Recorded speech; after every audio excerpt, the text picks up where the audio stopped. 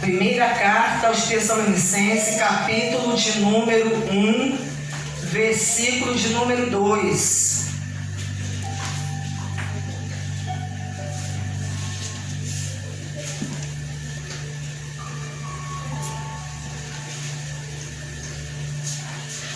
Glória a Deus. Amém.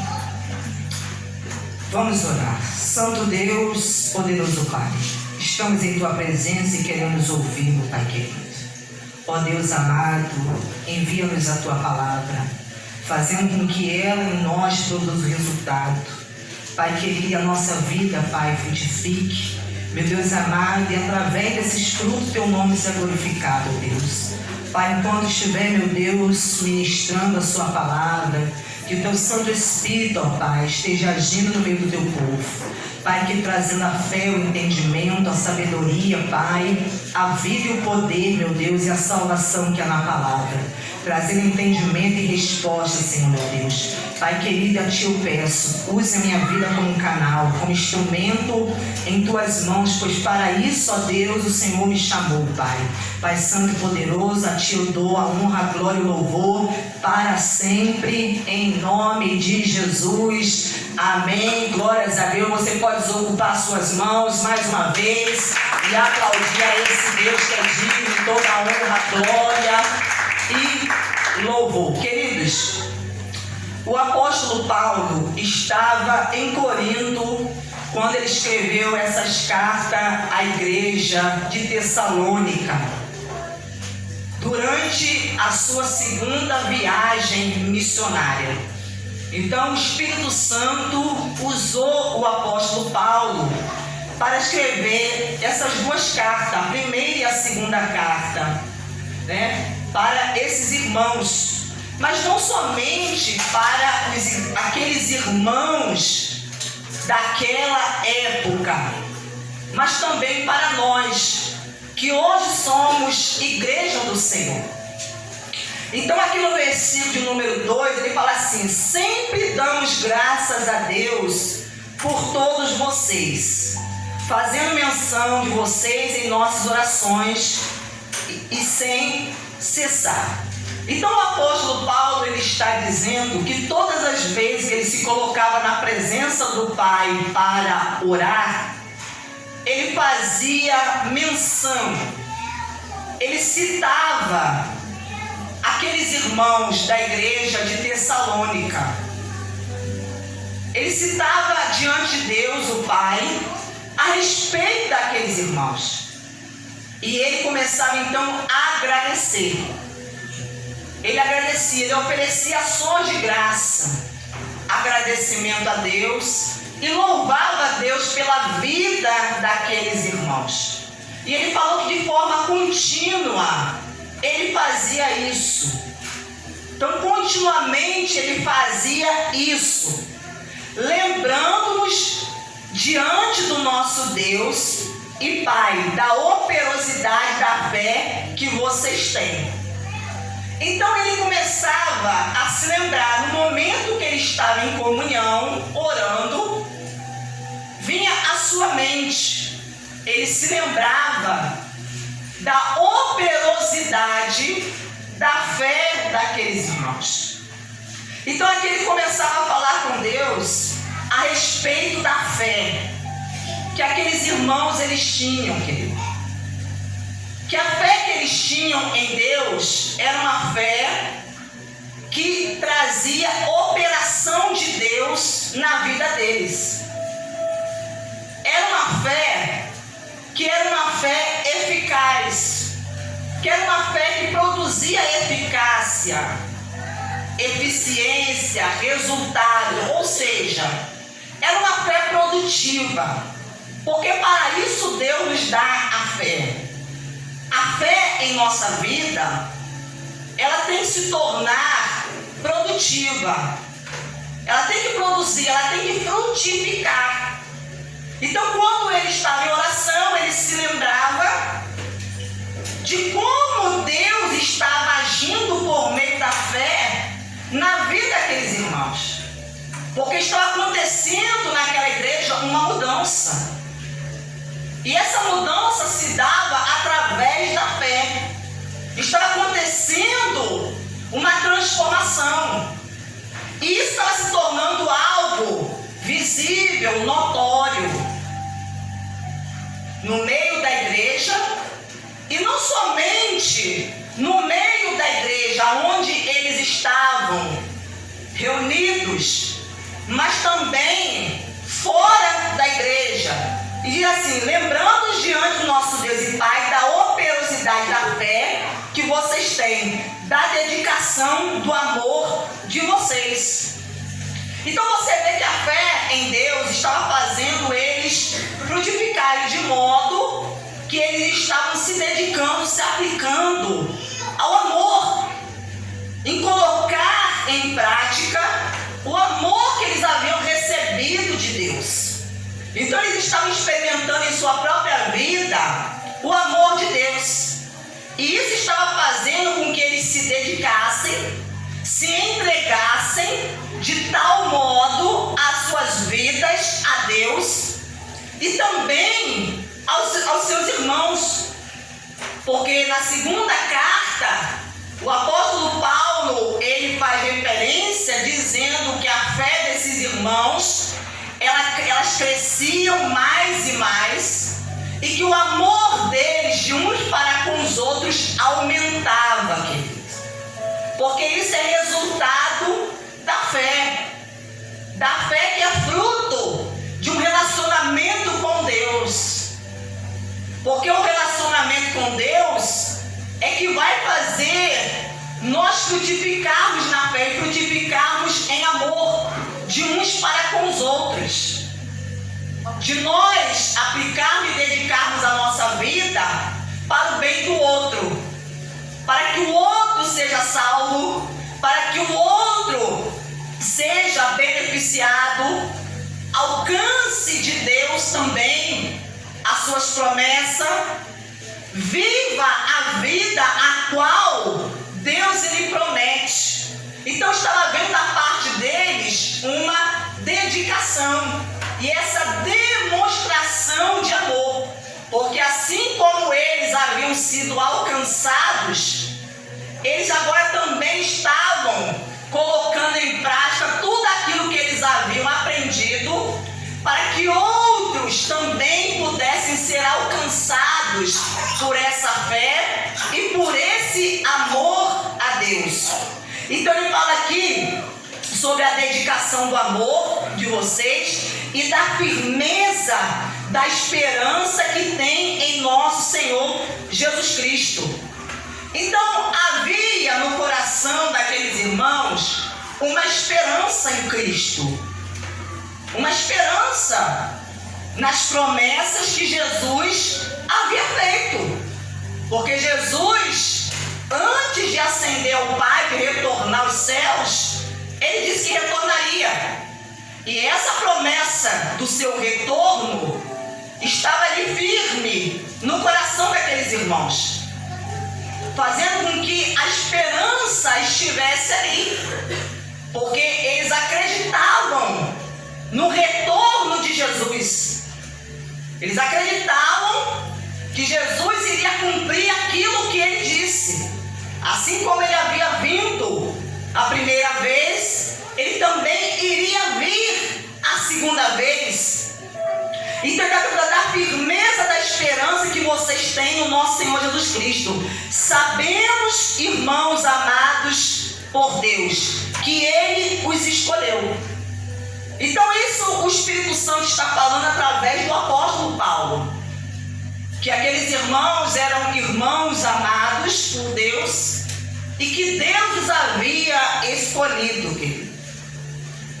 E isso fazia com que cada vez mais eles se tornassem firmes na fé. Porque quando você acredita de fato, de verdade, quando você tem essa convicção em seu coração de que Deus te ama e que você é alguém que foi escolhido por Deus, querido, isso faz você permanecer e perseverar a cada dia mais na sua fé.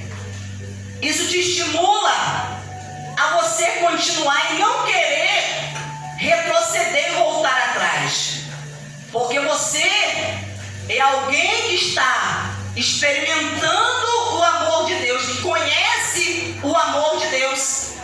Então você está experimentando em sua própria vida esse amor. É o que estava acontecendo com esses irmãos da igreja de Tessalônica. Então, querido, o que faz a pessoa querer voltar atrás? É quando a pessoa, ela deixa de acreditar que Deus a ama. Quando a pessoa deixa de acreditar nisso, você pode ter certeza que essa pessoa, ela vai retroceder na fé. Ela vai abandonar a fé. Ela vai se distanciar de Deus. Porque ela deixou de acreditar naquilo que é a base, o fundamento da sua fé, do seu relacionamento com Deus, que é o amor de Deus. Ela deixou de acreditar nesse amor.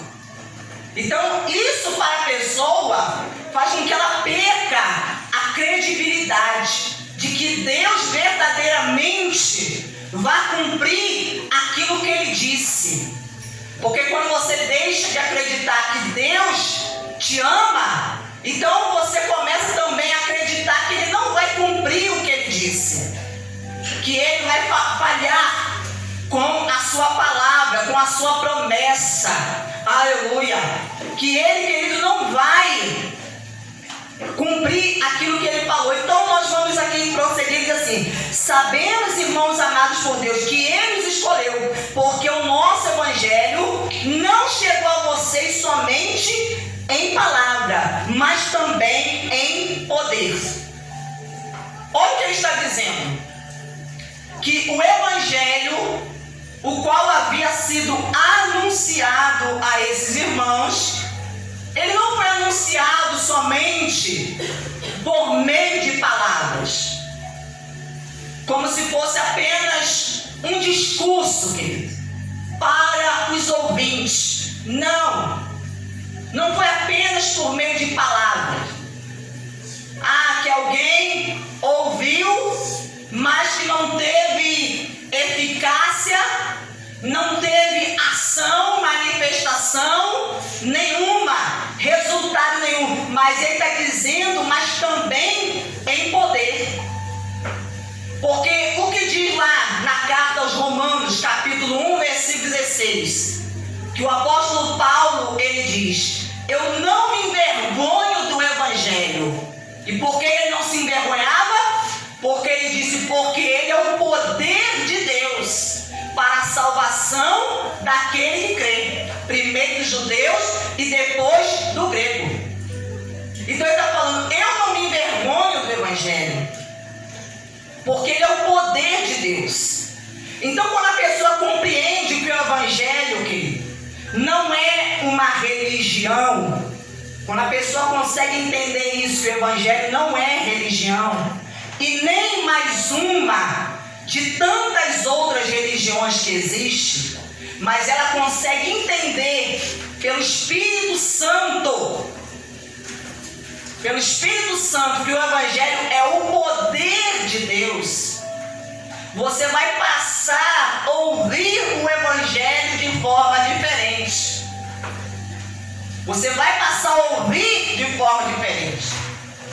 Porque o que é o evangelho? O evangelho é a boa notícia, a boa nova da salvação. Jesus, quando ele iniciou o seu ministério, ele veio anunciando o evangelho do reino e dizendo às pessoas que se arrependessem, porque estava próximo o reino dos céus.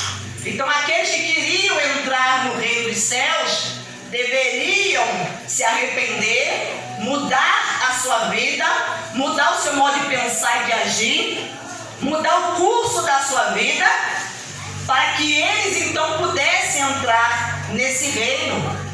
Porque ele fala que o evangelho, o apóstolo Paulo diz que o evangelho é a justiça de Deus, que é no evangelho que se manifesta, que é revelado a justiça de Deus de fé em fé, querido. Então o evangelho é revelado, a justiça de Deus é revelada através do evangelho. Então quando Deus revela o evangelho a nós, ele está revelando a justiça de Deus, a palavra de fé em fé. Então mostra que a fé é algo crescente. É algo que à medida que o Espírito Santo vai revelando essa justiça de Deus a nós, essa fé vai crescendo. Ela vai crescendo. Ela vai aumentando. E era exatamente o que estava acontecendo com esses irmãos da igreja de Tessalônica. Porque a palavra de Deus para eles, o evangelho que estava sendo anunciado a eles, não era apenas, para eles não era um discurso. Porque muitos, querido, ao ouvirem a palavra de Deus, o evangelho, vem apenas como um discurso. Um discurso bonito. Não. Mas eles, quando ouviam, eles entendiam que o evangelho que estava sendo anunciado é o poder de Deus. Então, esse poder de Deus trouxe a eles salvação. E juntamente com a salvação de suas almas, trouxe a eles todos os benefícios que estão contidos na salvação, que estão inclusos nela. Aleluia. Então tudo aquilo que o homem, que a mulher precisa para ter uma vida plena em Deus, em Cristo, está no Evangelho. Está no Evangelho. O poder que a pessoa precisa para poder mudar de vida está no Evangelho. Então ele fala, porque o nosso Evangelho não chegou a vocês somente em palavras, mas também em poder, no Espírito Santo. Então é quem que vai realizar essa obra? Quem é que vai manifestar esse poder na vida das pessoas? É o Espírito Santo, quando o Evangelho está sendo anunciado. Mas quando a pessoa, ela ouve o Evangelho apenas como um discurso de homens, o Evangelho se torna algo ineficaz, se torna algo inoperante. Então, querido, o modo como nós ouvimos, isso vai influenciar, interferir diretamente na sua vida. O modo como você ouve. Se você ouve com atenção, se você aplica os teus ouvidos espirituais para ouvir o que o Espírito Santo está dizendo, pode ter certeza que essa palavra, esse evangelho vai produzir na sua vida, vai frutificar, vai trazer a você resultado e resposta. Vai trazer resultado e resposta. E ele falou que no Espírito Santo e em plena convicção. Então eles estavam anunciando em plena convicção, porque eles estavam convictos de aquilo que eles estavam pregando, que é o poder de Deus, é a palavra que vem de Deus, não é palavra que vem de homens. Porque se a palavra ela vem de homens, ela não produz nada. Mas quando a palavra ela sai da boca de Deus, como diz a Escritura, ela produz o resultado para o qual ela é enviada. Ela prospera, ela frutifica. Então nós precisamos, como igreja, como filhos de Deus, aleluia, atentar, fazer uma meditação, uma autoanálise. Como está, querida, a nossa fé? Como está a nossa fé? Como temos ouvido aquilo que está sendo anunciado? Então, a vida de muitas pessoas, às vezes, não está tendo um resultado, um efeito, apenas está sendo, não está tendo efeito, não está produzindo, porque talvez está faltando essa atenção. O modo como você está ouvindo, você ouve o Evangelho como um discurso de homens, ou você ouve o Evangelho como o poder de Deus para manifestar em sua vida? Então ele fala aqui, e vocês sabem muito bem qual foi o nosso modo de agir entre vocês, para o próprio bem de vocês. Então, olha o que o apóstolo está falando. Ele está dizendo que os irmãos da igreja de Tessalônica sabiam muito bem o modo de agir daqueles homens de Deus que estavam ali sendo o canal de Deus. Eles sabiam. E aquilo que eles estavam fazendo, o que eles estavam fazendo no meio da congregação dos irmãos, era para o próprio bem deles, queridos. Deles, para o próprio bem, para o crescimento, para a mudança da vida deles. E ele fala: e vocês se tornaram nossos imitadores e do Senhor, recebendo a palavra com alegria, que vem do Espírito Santo, apesar de muitos sofrimentos. Ele fala: e vocês se tornaram nossos imitadores e do Senhor, querido. Então, os homens de Deus que estavam pregando, anunciando a palavra, esses irmãos, ao ouvirem, eles começaram o quê? A imitar. A imitar, se tornar imitador. Eles começaram a praticar aquilo que eles estavam ouvindo. Imitar a fé dos apóstolos. Estavam imitando aquilo que eles estavam vendo. Então eles estavam fazendo igual, querido. Igual. Porque eles não eram apenas ouvintes. Nós não podemos ser apenas ouvintes. Porque olha o que diz lá. Abra sua Bíblia em Tiago. A carta de Tiago, capítulo de número 1, versículo de número 22, que diz assim: sejam praticantes da palavra e não somente ouvintes, enganando-os a vocês mesmos. Então, querido, quem tem o hábito só de ficar ouvindo a palavra, o que acontece? Você está se enganando a si mesmo. Porque a palavra não é só para ouvir. A palavra é para ouvir e para praticar. Aplicar na sua vida. O que você está ouvindo aqui hoje, pela palavra de Deus, porque você está acompanhando comigo e você está vendo que essa palavra não é minha, que eu apenas estou transmitindo, sendo um canal e lendo juntamente com vocês aquilo que o Espírito Santo está revelando. Então, quando você é apenas um ouvinte, a própria pessoa está se enganando. Mas o propósito de Deus, Ele não quer que ninguém se engane. Ele não quer. Ele quer que a pessoa, ao ouvir, a pessoa ela tenha fé. E quando ela tem fé, essa fé se torna uma fé produtiva, uma fé frutífera, que traga a ela resposta, que traga a ela resultado. Então ele diz: porque se alguém é ouvinte da palavra e não praticante, assemelha-se àquele que contempla o seu rosto natural no espelho.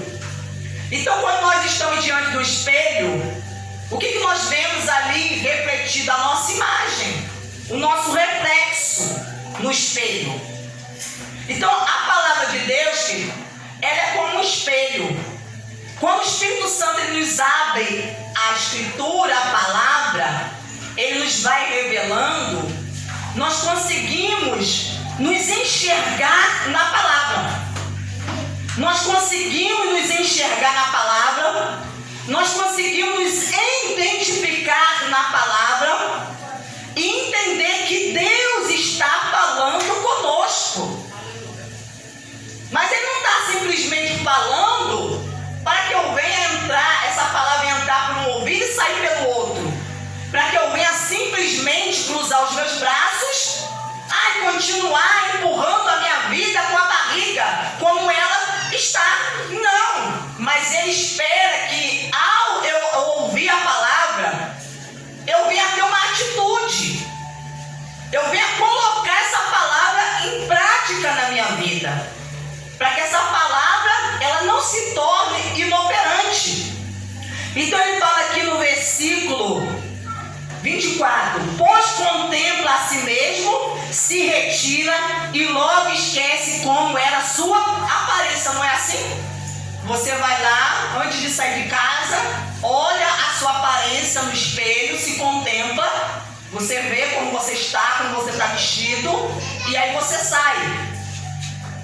E aí daqui a pouco você esquece de como você estava. Você vê que por isso que o ser humano ele tem essa necessidade, toda hora está caçando um espelho. Toda hora está caçando um espelho. Por quê? Porque você se contemplou e daqui a pouco você saiu, você se esqueceu de como está a sua aparência. E aí daqui a pouco você tem a necessidade novamente o quê? Voltar lá no espelho para se contemplar mais uma vez, ver a sua aparência, ver se está tudo certo, tudo ok. E aí você se retira. E você se esquece. O que acontece com muitas pessoas? A pessoa ouve, a pessoa se identifica, Deus está falando comigo, então Deus espera de mim um posicionamento, uma atitude, uma reação de fé da minha parte, mas aí eu saio, você ouviu a palavra, aí você sai daqui, retorna à sua casa e daqui a pouco o que acontece? Você se esqueceu do que você ouviu. Com várias pessoas acontece isso, filho. A pessoa se esquece do que ela ouviu. E ao se esquecer do que ouviu, você não consegue colocar em prática. Porque na verdade você não guardou o que você ouviu. Você apenas ouviu, mas você não guardou. Porque se você ouve, você guarda, querido, você vai lembrar dessa palavra. O Espírito Santo vai fazer você lembrar do que você ouviu e você vai começar a aplicar aquela palavra aonde é necessário. Então, a área da sua vida, aonde é necessário aplicar aquela palavra, aquela revelação, você então vai aplicar. E olha o que ele prossegue dizendo: mas aquele que atenta. Por isso, toda vez que você ouvir a palavra de Deus, você tem que dar atenção. Aquele que atenta bem para a lei perfeita. Que lei perfeita é essa? A palavra de Deus. Lei da liberdade. Está se referindo à palavra de Deus. Então, a palavra de Deus, ela é a lei perfeita. Ou seja, ela vai trabalhar em nós e vai nos aperfeiçoar. Ela vai mudando a sua vida. Você vai sendo aperfeiçoado pela palavra, pelo Espírito Santo, que ele vai agindo através da palavra. E essa palavra, a lei da liberdade, é ela aquele que nos torna livres. Ela torna a pessoa livre. A palavra de Deus, ela liberta. Não é isso que diz a Escritura? Conhecereis a verdade e ela vos libertará. Então a palavra de Deus, ela tem o poder de nos aperfeiçoar, de nos tornar cada vez mais semelhantes a Deus, semelhantes a Cristo, para que nós nesse mundo sejamos a sua imagem, que é semelhança. Pois para isso Deus, ele criou o homem e a mulher, para ser a sua imagem e semelhança. Então essa palavra, ela traz a nós libertação. Ela nos livra, ela nos liberta. Ela não deixa ninguém aprisionado. Então se há alguém aprisionado, quando você dá ouvido à palavra, essas cadeias, essas prisões são quebradas, são rompidas, não permanece. Então ele fala aqui: mas aquele que atenta bem para a lei perfeita, a lei da liberdade, e nela persevera. Então outro ponto que às vezes impede a palavra de se tornar frutífera, porque a pessoa, ela até começa, porque começar algo, querido, é fácil. É fácil você começar a iniciar alguma coisa. Muitos começam na fé, começam, mas a questão é você perseverar na fé. É você perseverar e estar obedecendo e praticando a palavra, não sendo ouvinte que logo se esquece, mas operoso praticante. Esse será bem-aventurado no que realizar. Ele está falando que a pessoa que é um praticante operoso, alguém que pratica, exercita, que aplica a palavra em sua vida, o que acontece com essa pessoa? Ela é bem-aventurada. Bem-aventurado é alguém feliz, bem-sucedido naquilo que realizar. Você está conseguindo compreender? Às vezes porque a pessoa realiza algo e não consegue ser feliz naquilo que está sendo realizado, que a pessoa está realizando, não consegue ser bem-sucedido naquilo que está sendo realizando, porque a pessoa não atentou, a pessoa não praticou a palavra, não perseverou na palavra. E por não ter feito essas coisas, a palavra, a fé se torna infrutífera, inoperante. Então vamos voltar lá na carta aos Tessalonicenses. Então o apóstolo Paulo, ele está dizendo: e vocês se tornaram nossos imitadores e do Senhor, recebendo a palavra com alegria. Como que eles receberam a palavra? Com alegria, irmão. Receberam o evangelho que estava sendo anunciado com alegria. E quantos hoje, querido, não recebem o evangelho com alegria? Não recebem. Não recebem. Às vezes se sentem até incomodados quando ouvem o evangelho. Se sentem incomodados, se sentem mal, se sentem, ficam entristecidos, ficam chateados, aborrecidos, com raiva, com ódio, quando ouvem o evangelho.